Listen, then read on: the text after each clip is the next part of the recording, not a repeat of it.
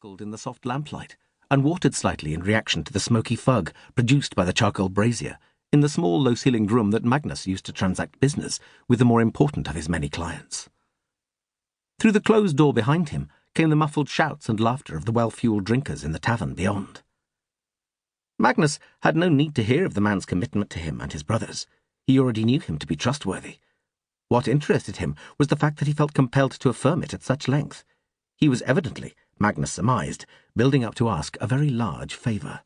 Next to Magnus, his counsellor and second-in-command, Salvius, shifted impatiently in his chair and scratched his balding grey hair. Magnus shot him a displeased glance, and he settled, stroking the wrinkled skin sagging at his throat with a gnarled hand.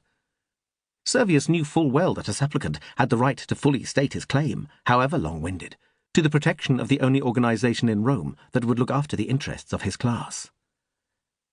And finally, I am always at your disposal to help repel incursions from the neighbouring brotherhoods, the man eventually concluded, causing Magnus to smile inwardly at the thought of such an effeminate in a street fight. Should they try to take what is rightfully yours, as they did not 1 hour ago? Magnus raised his eyebrows, concern seeping onto his battered ex-boxer's face. This was unwelcome news. You've been robbed, Terentius. By whom? Terentius pursed his lips and almost spat on the floor before remembering where he was. Rivals from the Vicus Patricius on the Viminal. What did they take? 2 boys, and they cut up 2 others, one very, very badly. Terentius looked down and indicated his groin. You understand? Magnus winced and then nodded thoughtfully. Yeah, I take your meaning. You did right to come to me. Who are these rivals? They aren't citizens. They came from the east a few years back. Magnus looked at Salvius in the hope that his counsellor's long lifetime supply of knowledge of the Roman underworld would extend to these Easterners. They're Albani, Salvius informed them, from the kingdom of Albania in the southeast Caucasus, between Armenia and Parthia, on the shores of the Caspian Sea. Like a lot of Eastern barbarians, they're inordinately fond of boys. Magnus grinned. Well, there's a big market for them here as well. I can understand why they've set themselves up in competition to you, Terentius. Have you lost much business to them? Terentius looked at the chair in front of him and then back at Magnus, who nodded. With a grateful sigh, he sat down, not used to being upright for so long, Magnus mused with a hint of a smile. It was fine for the first couple of years, Terentius said, taking the cup of wine that Salvius offered. They were no threat to me. Cheap, with substandard, dirty boys who took no pride in their appearance. And besides, the house was more than half a mile away, but what it lacked in class and service it made up for with turnover. A quick in and out, as it were. What?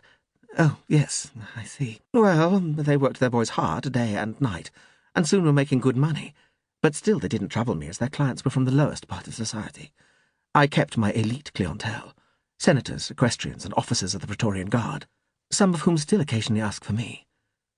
Terentius smiled modestly and smoothed his hair with the palm of his hand. I'm sure that a professional with your experience is a sound investment for an evening, Salvius commented diplomatically, his hooded eyes betraying no irony.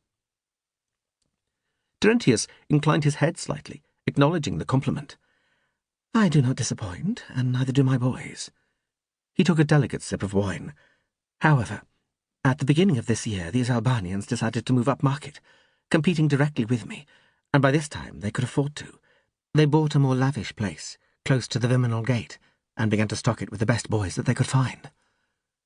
As a result of Tacfarinas' revolt being crushed last year, the slave markets had started to fill up with the most delicious boys from Africa, and, naturally, I wanted my pick of these brown-skinned beauties.